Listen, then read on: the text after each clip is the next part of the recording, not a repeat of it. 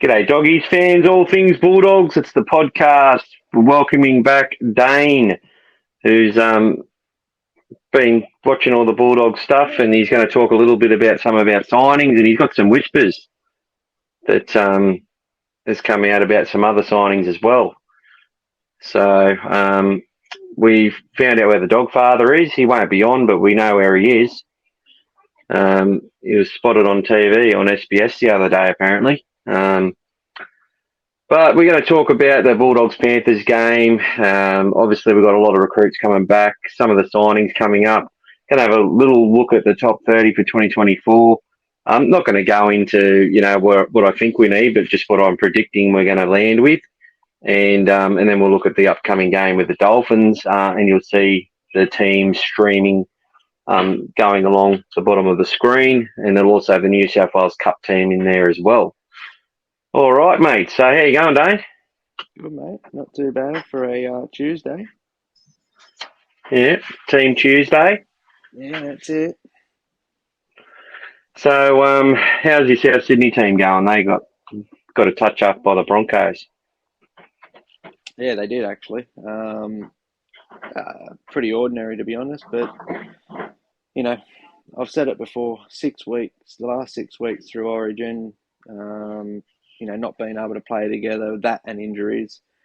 Coming back from Origin, when they've got their players, they get the bye. So it's been a while since they've played together. So I just think they're missing that, continuity and the combinations. I'm not too concerned as far as making finals, but this week they got to put a bit of a score on the Tigers and start pushing towards that final. So that's what I put it down to anyway. Yeah. I could be wrong. So their run's got to start this week. Yeah, 100%. Pretty much. Yeah. Yeah. There'll be a bit of desperation out there. I think we're going to see that with the Dolphins as well. They're still in contention, but I'm hoping that desperation turns into nerves and stuff like that. We'll look at the teams. I'll bring up both sides on the recording soon. But going back to the Bulldogs-Panthers game, I didn't do the ratings this week. Just didn't get around to it. A bit lazy, but look, I felt it was a 2020 Canterbury Bankstown performance. While there was the score was better than what a lot of people were predicting, and you're thankful for that. We're never in the game, and that's a step backwards. But still, I felt there's a bit more resilience on the edges. The team that they picked had so many players missing. We lost Preston at the start of the game. Marnie hadn't trained all week. He's got a bulging disc in his back. And he's also, the flu's gone through the joint. And he said there was up to 6 or 7 players who had a cold. So it's fair enough. And there's a host of changes this week, which is getting Dogs fans excited, and rightfully so. I wish those changes happened against the Panthers, because I think it would have set us up for a much better performance against the Dolphins. But hopefully it leads us into a nice run home. I felt like Jake Averillo stepped into the halves. I think he played more of a 5'8" role, and Burton went back to halfback. But and we know that's not the most ideal thing. But yet again, Jake Averillo making Dogs fans who wanted him in that fullback spot way before he got the opportunity last year, and who have been saying all season he should have got the preseason. He's basically rubbing salt into the wound every time he steps out there. He plays with more steel, more determination, seems to be getting more confident, communicating better. The whole shebang is getting better with Jake Averillo, and he's not going to be there next year. So, any thoughts on that? Yeah, I thought the Dogs actually, it didn't look good at the start. I thought, oh no, they're going to get 70 put on them. But mate, I was very impressed with how they, contained Penrith after, a few points getting scored. Mate, I thought it was one of their better performances. A team like Penrith, they can put points on and put them on real quick, and that's what was going to happen, and the Dogs, knuckled down, and yeah, they were never in the game, but they never let the game get out of control. They scored a few points. I think that I'm a bit confused about the selections and Marnie. What they have him playing in at lock at one stage? Yeah, well, they brought him in as that extra lock, that small middle forward, because they wanted to keep Flanagan out there. And Flano did some good things, gave away a lot of penalties, but, he made 48 tackles or something like that. He gave his all, threw a nice try assist, which was good, off a Burton offload. I think he's played quite well. And then you had another try where the winger stepped out. I think we were talking about it at the time. Mate, that's only millimetres. Wilson. Yeah, that's only millimetres for another try, So I thought it was a pretty respectable game. I wouldn't be unhappy with that. I think it's a positive, and I think he's a go in the right way to, I think you're going to give the Dolphins a touch up. There, that's my prediction. Well, there we go. Well, I'll get you a prediction for you. Pick the score on that at the end. Who knows? We might get sponsored by a betting agency or something one day. Could always ask. Not that I've, gamble responsibly and all that sort of stuff. And the actual Bulldogs club themselves are trying to distance themselves from gambling as much as they can. They're taking a stand against it, but still a lot of poker machines at the leagues club. Great leagues club, by the way. Hey, Rabbits have got no poker machines at their leagues club. Well, there you go. Is it still surviving? Yeah. Oh, that's good. Good to hear. Gambling's a terrible thing, as we both know. But we just like to win, don't we? That's where it comes from. But, look, statistically, the Dogs, go through the average set yardage was the same. I think 1 metre in favour of the Panthers. They missed about 10 less tackles than us. But it was the tackles that we missed that were the bad ones, and that didn't count the fact that probably 5 of their tries, we didn't get a hand on them, which don't count as missed tackles, funnily enough. If you get a touch on him, it's a missed tackle. If you don't touch him at all, it doesn't go against you. No stat goes against you. But the coach understands. The coach doesn't miss it. Don't worry about that. What were some other things in the game? We had 5 line breaks against the Panthers. That's probably the best we've had in a long time. They had 9. And, they had about 200 extra metres, although we had slightly more sets with the ball. But their completions were higher than ours. 9 penalties each. I think that assisted the Dogs.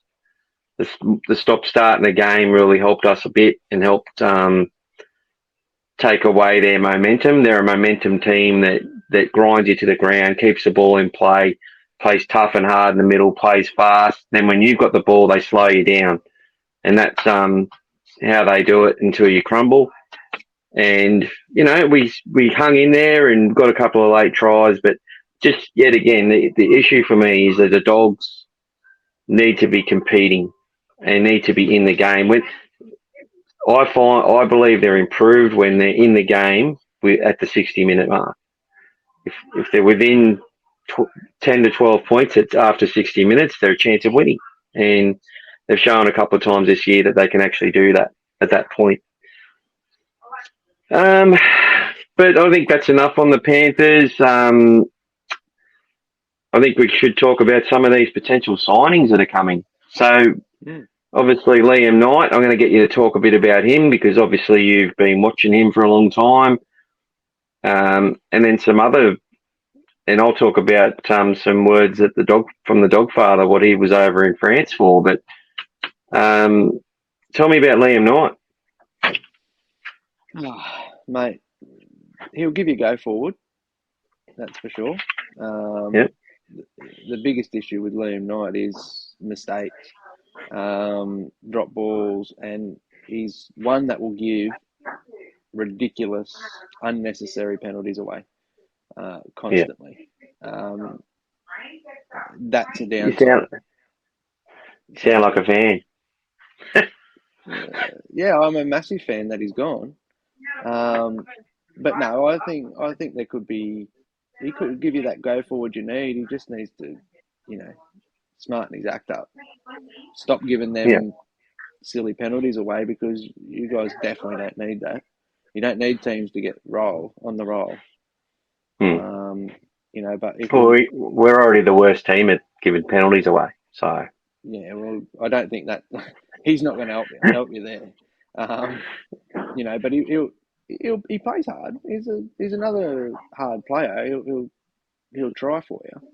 It's just a lot of injuries too. Oh, yeah.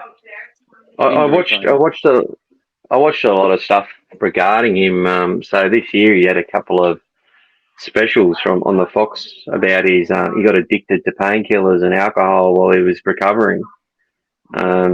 He talked a lot about that. So I suppose it could be a really good opportunity for him. We've signed him for 6 or 7 games this year and next year, and he's got the opportunity to reach that potential that Wayne Bennett talked about. Yeah. Sorry. Did you see me mouthing off to people? Sorry about that.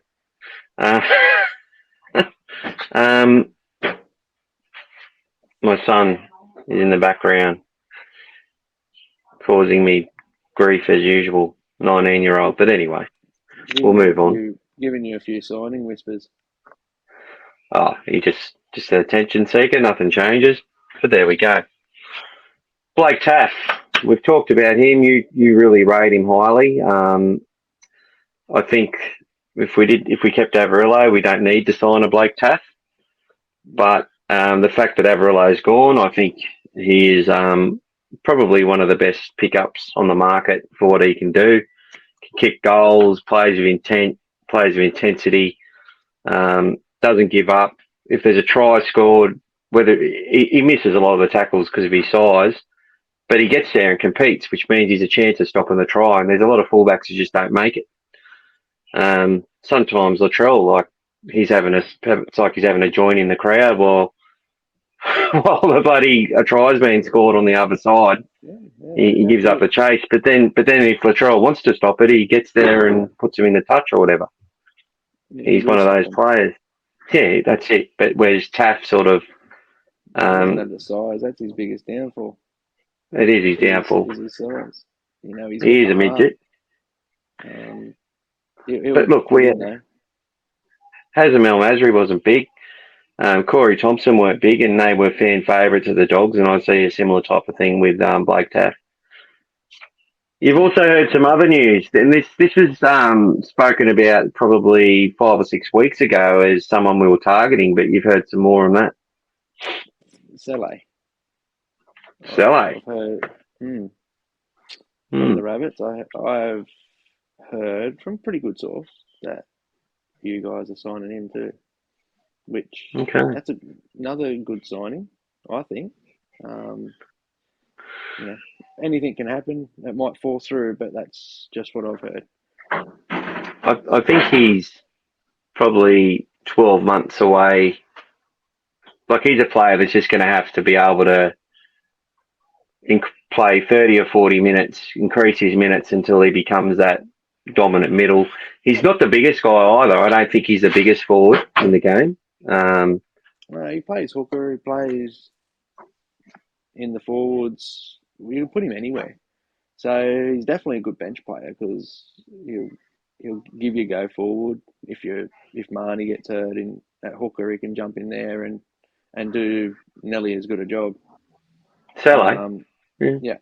Oh, that's good. What about... Because I thought they had Havili who did that as well, didn't they? But, yeah, okay. Yeah. So when he was out, Saleh come in and helped out with Cook and that sometimes. Oh, okay. Right. Yeah.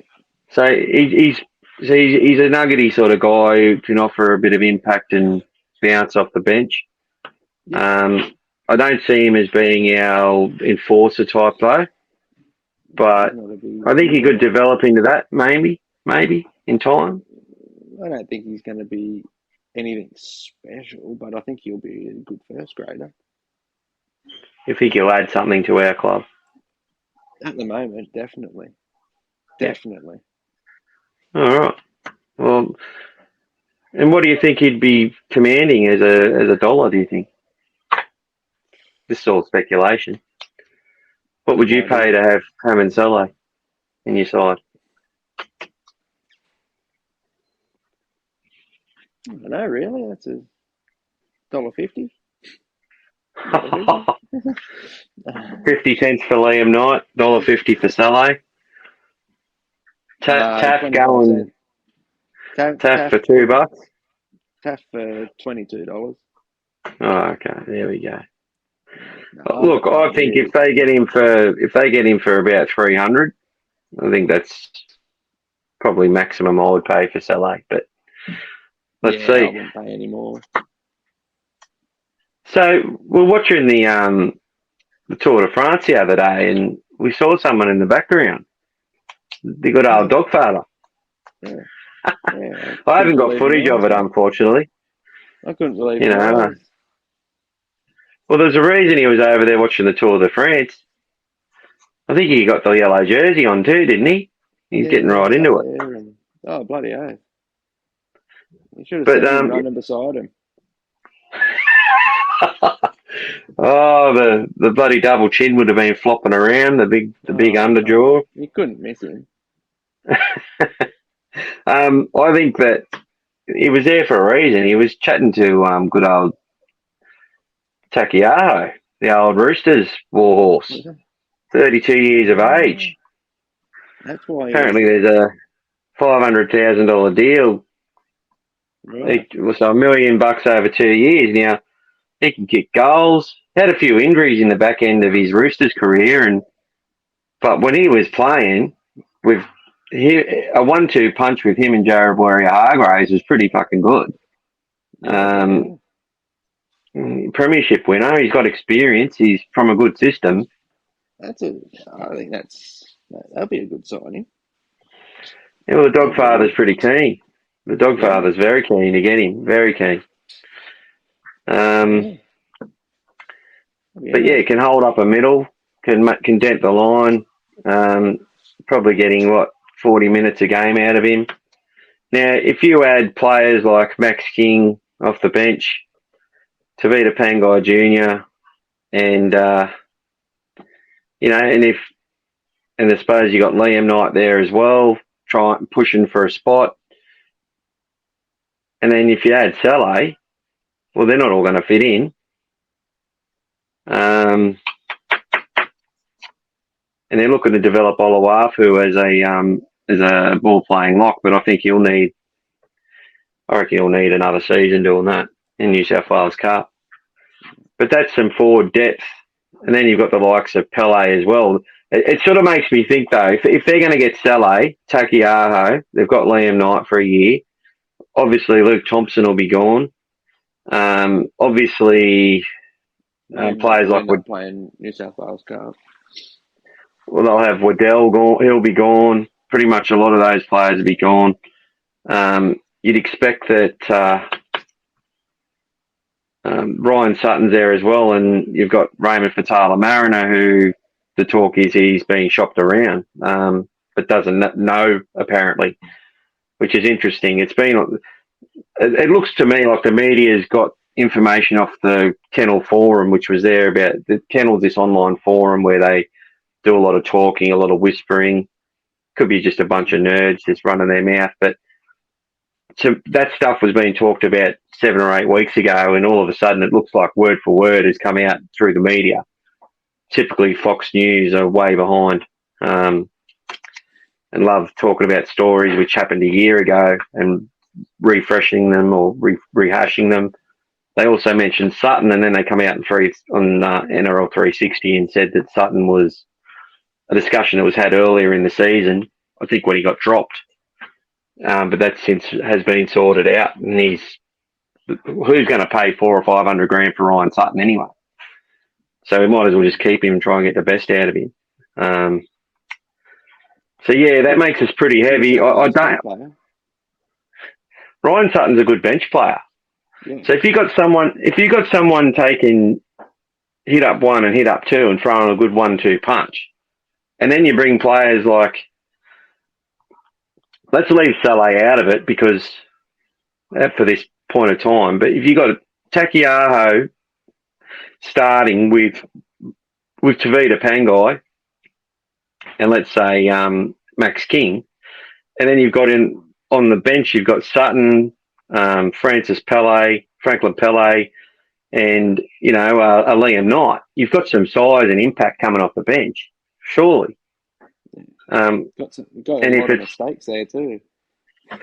Yeah, well, I guess that's what. Well, Waddell's got a lot of mistakes, and he sort of corrected that a bit this year. It hasn't been as bad, but between them, that's one of their things. They'll throw out an arm and hit someone high when there was no need, and it's never a high tackle which knocks someone out. It's just high, like it does no damage, but it just gives them a penalty.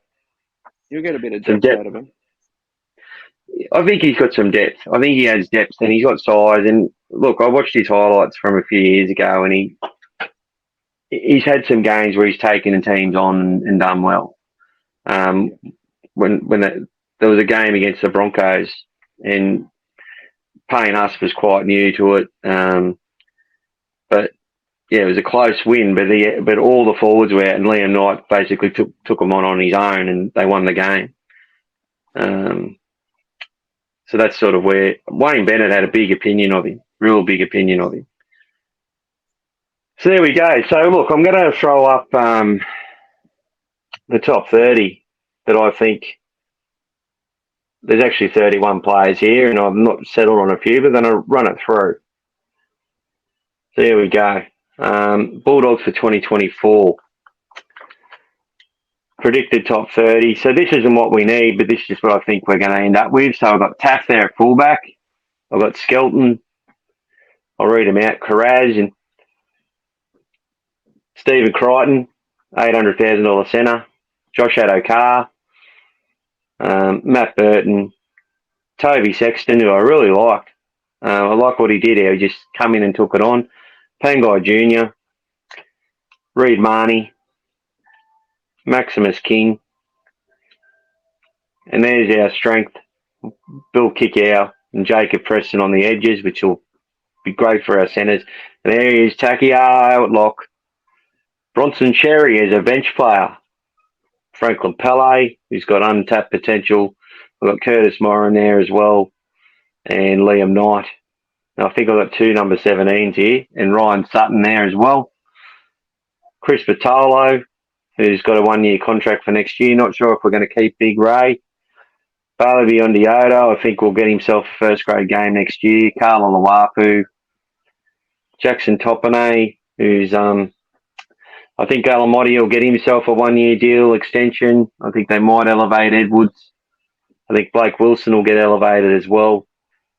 He's already got a contract. Katoga.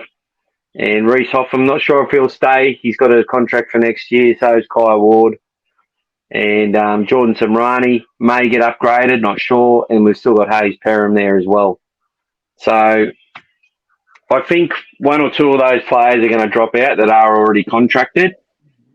Or young Samrani might get another season as like on a New South Wales or development contract. But he's a real player, Jordan Samrani. He's just had bad injuries as a young guy, but if he can get past that, he's going to be he could be a very, very good young player to come through our system. He's a Sharks junior, and they've lost some really good juniors, the Sharks, in Pele, that guy there in Samrani, and the one that went to the Warriors playing 5'8", he's fantastic. I can't believe they let him go. He's Metcalf for the Warriors. So that's He's a good player. He's real good. Yeah, actually. Very good player. Doesn't mind scoring a try either, or 2. No, he doesn't mind it, surprisingly. No. Loves it. I'll tell you what, they're my dark horse. The Warriors. Who? The Warriors. I reckon that I'd like to. they're a team that if they can defensively stand up, I reckon they'll knock over Panthers.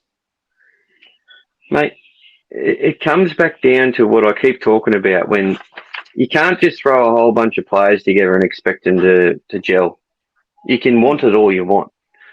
They've got a team of players. There's about 9 players in that side which were living in Redcliffe, which were travelling around the joint, that were building resilience. They brought a grand final runner-up in Charles Clodstack, who nearly won Player of the Year. Brought him home to New Zealand from the Raiders. They brought Johnson home. He's playing well, Johnson. Well, because he's probably got one of the strongest forward packs in the game, which give him the space to do it. Like the Warriors of this year, they have left so many teams without a marker with their dominance in the middle, and it's not just their big men as well. It's Montoya and DWZ, Dylan Watene-Zelezniak. They run at 100 miles an hour off the back fence, and often they're leaving defenders lying there like 10 pins, and they play the ball with no one standing in front of them or only one marker, so the line's already shortened. And then they just play the numbers because Johnson knows how to do that. And if they hang off him, like, they've got a recipe for success there. Where they struggle is when teams like the Panthers are going to make them struggle a lot, because they just don't give you that space, and they slow that rock down better than any other team in the comp. They do. But I think the Warriors can beat the Broncos. I think, look, I swore I'd never back a New Zealand team to win our comp, but if they make it, I'll be backing. I'll be rooting for them. It's been a long time. I think. The thing is, it's like once you open that can of worms, is it going to be then the All Blacks and the Bledisloe Cup for the next 25 years, and they don't lose another? They win every game for the next 25 years. Like, that's just my biggest fear. As a rugby league thing. I like them. They've got some good players. They've done it tough through the COVID period. So, mate, they're packing out their stadium over there. The fans have, been as loyal as you can get. Mate, they deserve to be playing good football.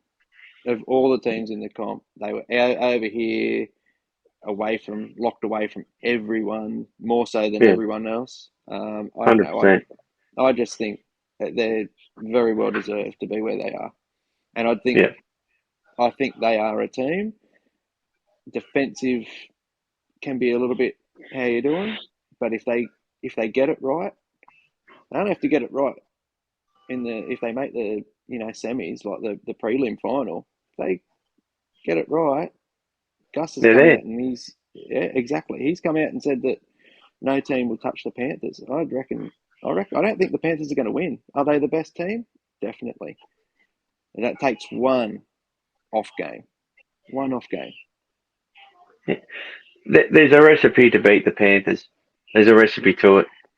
I was listening to the bloke in a bar, which I enjoy listening to, some down in camp and that, and he was going on about just how Cleary's changed the game plan, and instead of having his back five doing all the run meters, he had James Fisher-Harris took 15 hit-ups, and Moses Leota took 9 or something. But, yeah, it's the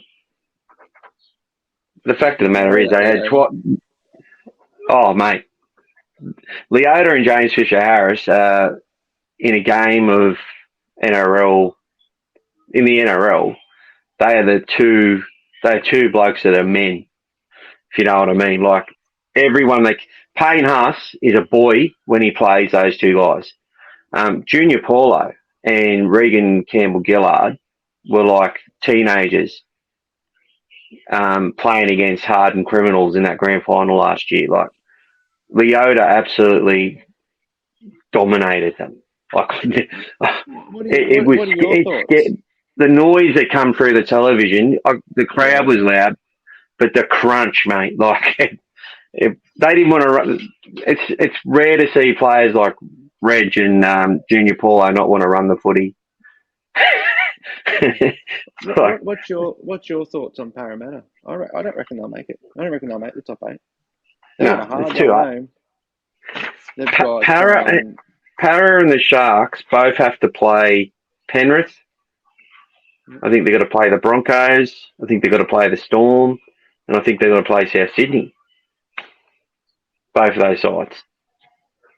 So for them, for both of them two teams to make the finals, they've got to beat those, what I consider probably the 4 of the top sides. I don't think the Sharks can. I don't think. They had to beat Manly to make it. They're gone. They won't make it. What about Manly? You reckon they'll Manly go on won't. No. I think there's look, they've got a cool bunch of players that have now spent 18 months, 2 years, 3 years together.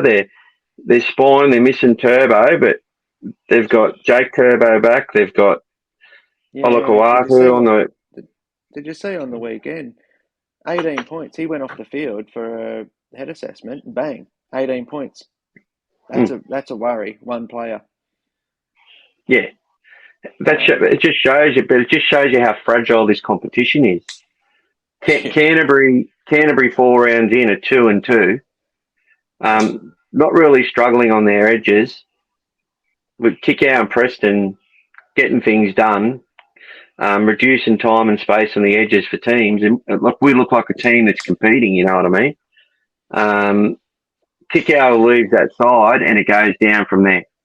Confidence Is he back this week? He's back. He's back, man. And I'm so happy about it. Yeah, it's a shame it's a bit late, but yeah. Well, there's people saying, "Oh, don't," you know. That I have some mates of mine and some others like, "Why waste him? You know, why just let him not play for the rest of the season?" I'm like, he needs to play. He needs to get in there and do the reps with the players and have. It's all a chance to practice playing together. Every game they get together is gold. You don't have 800 grand sitting on the sideline if it's fit. No.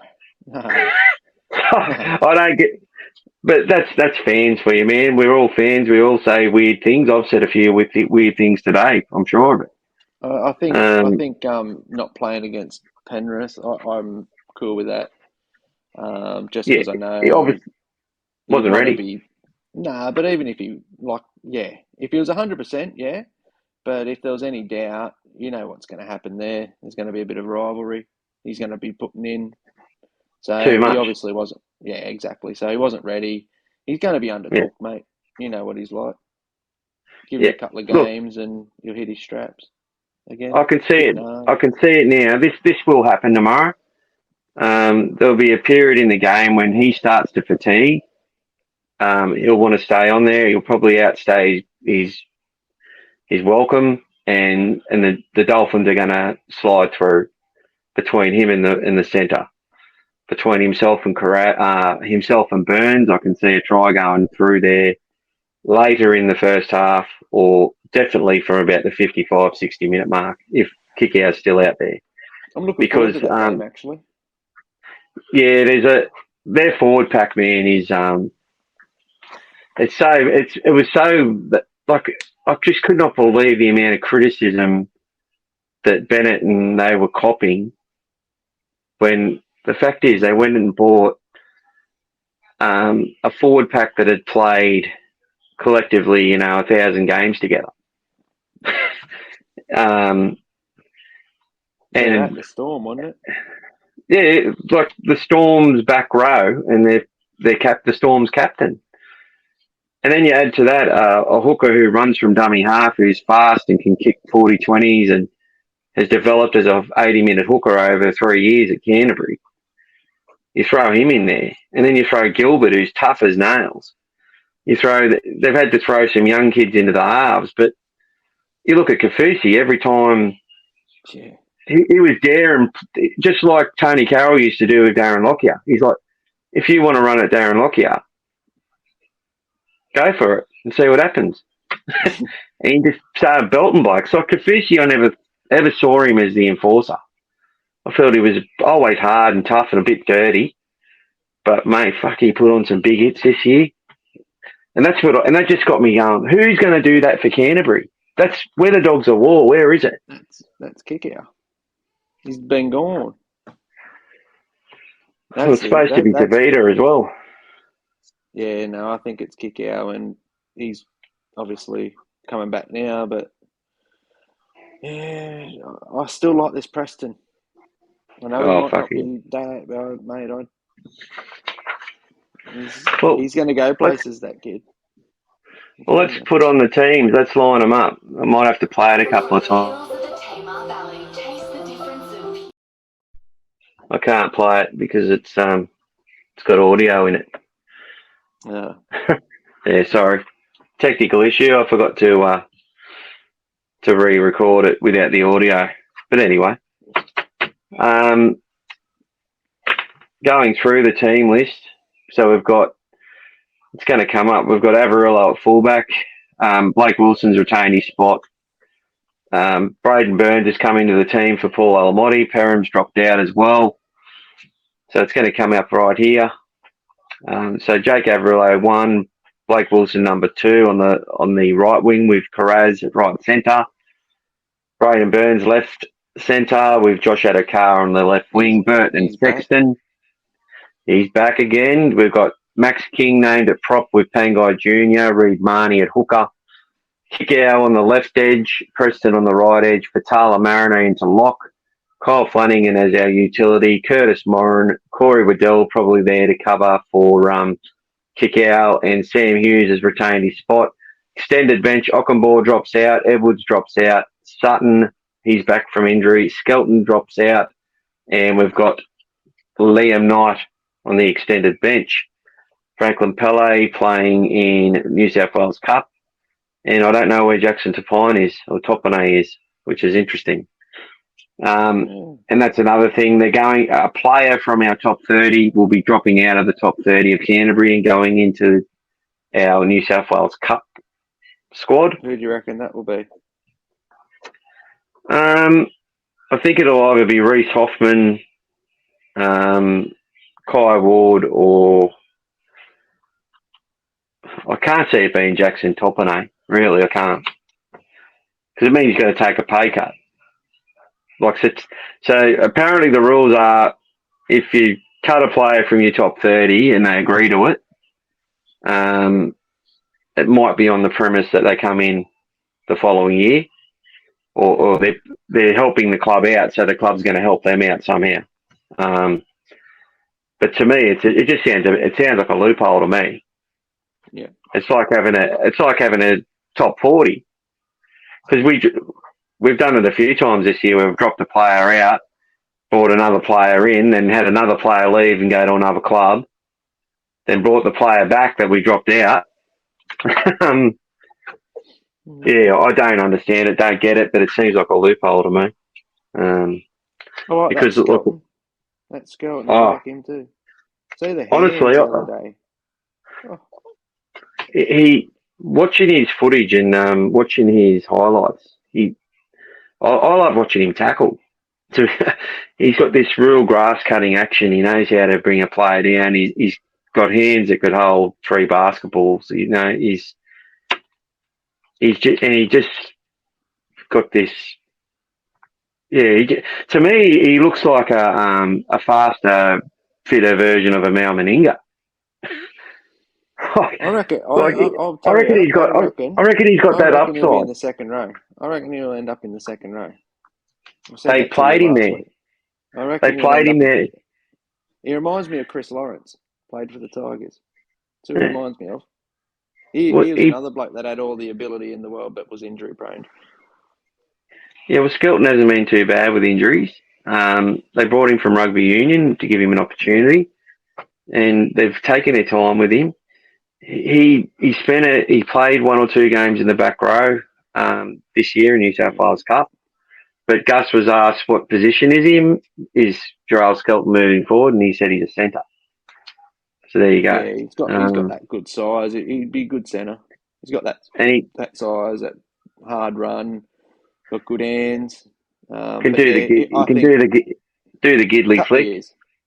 couple of years, and he'll be in the back row as a first grader. That's my Yeah, opinion. And a bloke with hands like that and that sort of size and speed, he's good, yeah. real good They've actually. got they've got him. I'll be sticking with him a little bit at the moment and starting to give him a lot more first grade experience. He'll be in for you next year.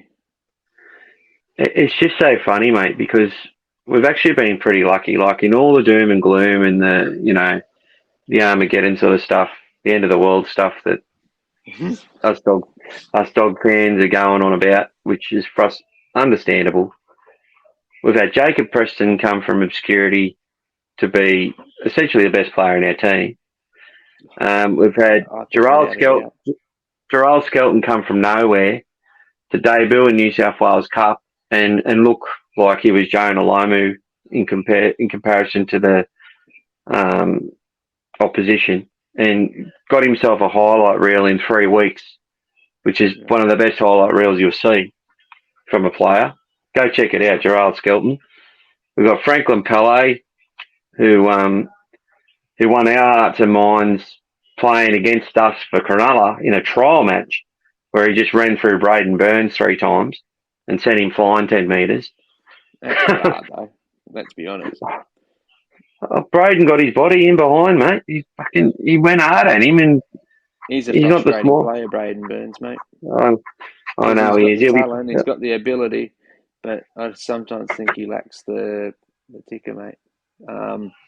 He's got the size, he's got everything to be there, but he just doesn't put it together. Injuries, again, loves an injury Injuries or are the six. problem. Another The 6 injuries are the injuries. problem. The injuries are the problem. He just can't get it going. But he's got another chance this week, I think. Although part of me just wants Skelton there to I want him there. persevere. Lose a few. If he has a few bad misreads, whatever, get him the ball. Get the fans excited. Get us looking at what can be. Give him So I suppose time. they've got to manage all that stuff. Yeah. So my prediction. So the Hammer's gone back to fullback for the Dolphins, and I think Nicarima's gone into utility. No, he's gone into 5'8" with O'Sullivan, and I think young Katoa's on his 18th man at this point. They've got a pretty good forward pack. The only one missing is Gilbert. He's been out for the season. They look pretty good, the Dolphins. They're going to look a lot better next year. But I'm thinking that this game, they are going to be desperate to win, and I think it's going to go against them. I really do. I think it's going to play with their mind. I reckon he's going to win. I think it's going to be a high scoring game. I think it's going to be, a 28 to 36 or something like that. Okay. I think the Dogs will win. I just see improvement. I've seen the improvement, and I think you're right. I think they'll come out to try and win the Dolphins, and I think they'll overplay their hand. Got a feeling that might happen. Yeah, I agree. And they're not the best defensive team, as you can see. They're pretty easy to break open. They're just good at attacking as well. So they got that Taware that he's a big boppo, come from rugby union. They got him on the wing or in the centres. I think he's going to be vulnerable in defence, but in attack he's going to be very, very hard to stop. That's what I worry about, is our flimsiness. But having Kick out there and having him chasing from the inside and Preston on the other side, that's going to limit their space on the edges, hopefully, for longer periods of the game. And it's just going to be up to that middle to be able Preston will get a double this week to hold their own. You think? I think, yeah, not, So putting Preston down for 2 tries or more?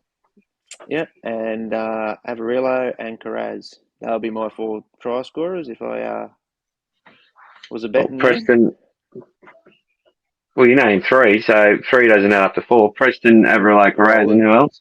Yeah, but The Hammer. that's my. No, that's my 3. But there'll be 4 tries. Oh, okay. 4 tries. Just having a bit of a play with you, mate. Yeah, stirring me up. Going back to signings, just to divert. Jerome Luai, I don't think he will ever leave Penrith. Even though they've just announced a big deal for Liam Martin and also Dylan Edwards today. So Gus doesn't think he'll come. I think there's only 2 teams. I think he'll either stay or he'll go to the Dogs with Crichton, Kickow, and Burton. I don't see him anywhere else. I personally, if you want to know the truth, I think he'll go to the Dogs. I think he's will take him. But I don't reckon that's going to happen until after this season. Towards the back end. 2025? No. I think it'll be announced later. I don't think it's going to come out anytime soon. If he does end up going. But that's what I just think he will. I don't think Jerome is a player that... He's loved in Penrith, but no one else really loves him, unfortunately. I like him. I think he's got a lot of talent and he's got a massive step on him. He plays hard. He gets under opposition team's skin. He's got quite a good kicking game. He's in the shadow of Cleary. Ragdoll him. Yeah, he doesn't do himself any favours with the way he carries on. Not at but all. I think the Dogs are at their best when they buckle down and everyone hates them and they hate everyone else too. So I don't mind having perceived grubs in our side because it's just, well, Takiar is not a grub. Liam Knight seems like he could be. Oh. Blake Taft's not a grub. No, he's not a grub. Franklin Pelle's not. He's a lovely guy. Just loves running over the top of people. Raymond Fatala-Mariner's not a grub. Marty's not a grub. Oh, mate, he's got grub-like features. You can't say he doesn't. He got a soccer ball head like me, mate, and big earlobes. I don't think Ockenball's a grub. I think he's too soft. I think the Ock will be gone next year. I think. But yeah, seems like Cam's got a bit of a hard on for the Ock. He likes the Ock. He likes a bit of Ock. I don't know. That's what people are saying, that there's so many, a lot of fans this week are really happy with the team because poor Jaden is not named in the top 17. Now, if he's a late inclusion, the pages just go feral. I feel so sorry for him. I really, I like the guy, and he's such a gentleman. Such a gentleman when he come and said hello after the game in the Gold Coast years ago. Just deserves better. Deserves better. Eh? On and off the field. Yeah. Well, that's right. We need him to show a bit more of the mongrel on the field is the problem. And to have more shoulder and less hand action. Less grab action. But yeah. Inviting him through. He's just helping the other boys out, mate. Young Sam Hughes, who was also a Cronulla junior, went to Para, come to us mid-season last year through Cup, was a ball-playing back rower, turning into a middle front rower. Similar sort of build to Liam Knight, I reckon. I like what he did against Penrith in the last 15 minutes. He had 5 hit-ups. They were all, 8 or 9 metres, launched into the contact. And he's been named again this week, so I hope he keeps getting. For all these players, they need to get repetition of minutes, and that's where I think the failings have been with the coach. There's been too many players come in, play 10 minutes or 3 minutes, and then they're not seen again. He's had the most what was it? The most Players used. or players used, something like that, which is not a good thing because, again, you're not keeping that structure. And That's it. you're going to get beat, but you got to give them minutes. They're not going to learn if they don't make mistakes. It's like everything. Yeah. All right, mate. Well, I think we've covered it off. Is there anything else that you want to talk about tonight?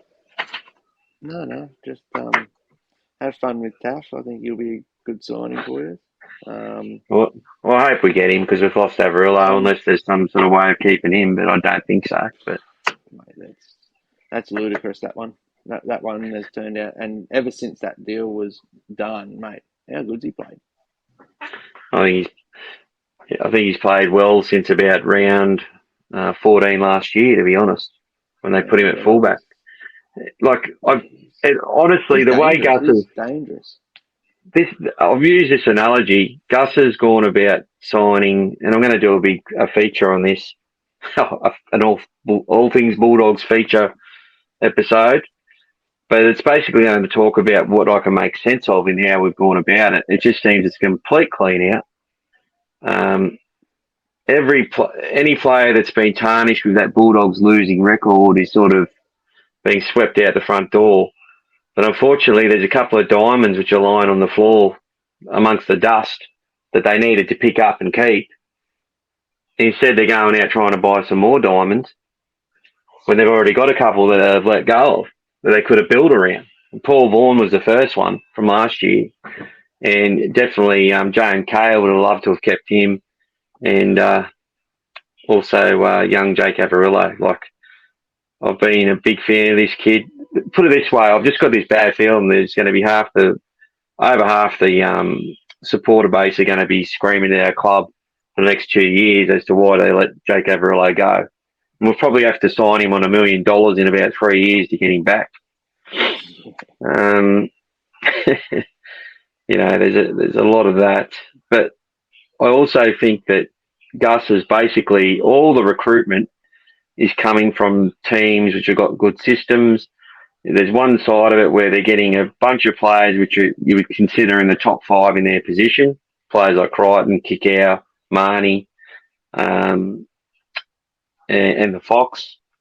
And then on the other side of it, you've got all these opportunity signings, players that can't quite crack it because they've got a superstar in front of them or they've had a lot of injuries. But they've come from that system where winning is the expectation, not the exception. And that would be Max King come from Melbourne, Liam Knight, Blake Taff, if we get him, a whole bunch of them, you know what I mean? So it's quite obvious that there's a really perceived bias against players who've been in this club while it's been losing, and it's been very, very hard for them to get a look in when their contracts have come up for renewal. There's not too many that have been re-signed or kept. And even Raymond Fatala-Mariner, who they upgraded for 3 years, is talk that he's out the door. So yeah, that's what I heard too. I've heard that. Don't know where to, but Rabbits will take him. Maybe what he needs. There's talk that he'll go back to the Warriors, but yeah, it's I don't know. We sort of want a Huss. We wanted a Mitchell Moses. We wanted a Ben Hunt, and But you got yourself a Sexton. We've got Sexy Sexton. He's all right. We didn't want an Averillo, but we for some reason wanted a Blake Taff. That's what's driving fans sort of crazy, and I get it. I really get it. But it looks like the likes of Thompson, Flanagan, Waddell, Lockenball, New Brown. It doesn't look like we've got young Declan Casey as well. I really like him, and his dad was a good footballer as well. Braden Burns as well. I think they're all going to struggle to play next year. Even maybe Paul Alamotti.